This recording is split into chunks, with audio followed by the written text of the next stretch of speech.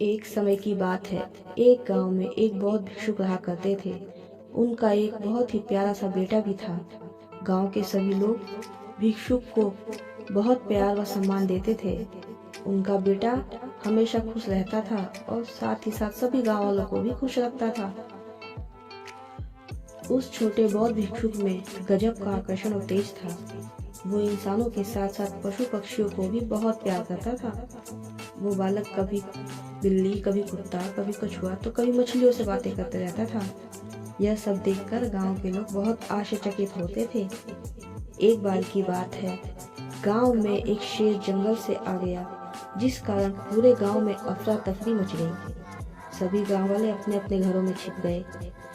शेर गांव के जानवरों को मारने लगा। उसी समय वह बालक कहीं से आ रहा था और उसकी नज़र शेर पे पड़ी और शेर ने भी उसे देख लिया। शेर की नज़र जैसे ही उस बालक पर पड़ी, वो उसकी तरफ झपटा। वह बालक शेर को अपनी तरफ आता देखकर वहीं रुक गया। शेर जैसे ही उसके पास आया और रुक गया।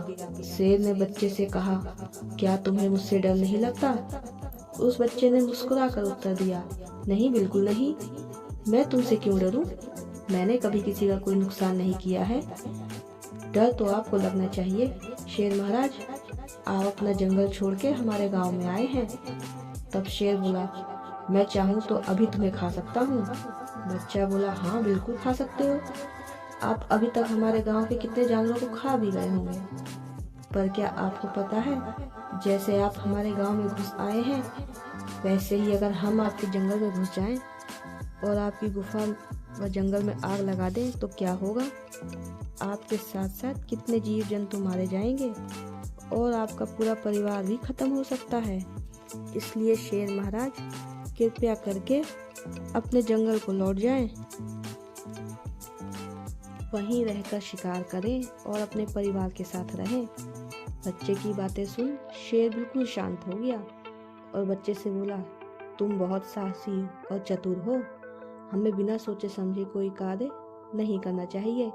यदि हम किसी को आज दुख देते हैं तो समय आने पर वह हमें अवश्य ही कष्ट पहुंचाएगा। इसके बाद शेर वहां से चला जाता है। यह सब देखकर छिपे हुए गांव वाले सब बाहर निकल आते हैं और उस बौद्ध भिक्षुक के बच्चे को गोद में उठा लेते हैं। सभी गांव वाले बहुत खुश होते हैं और उसकी तारीफ करते हुए कहते हैं, तुम्हारे साहस और चतुराई ने आज पूरे गांव को बचा लिया।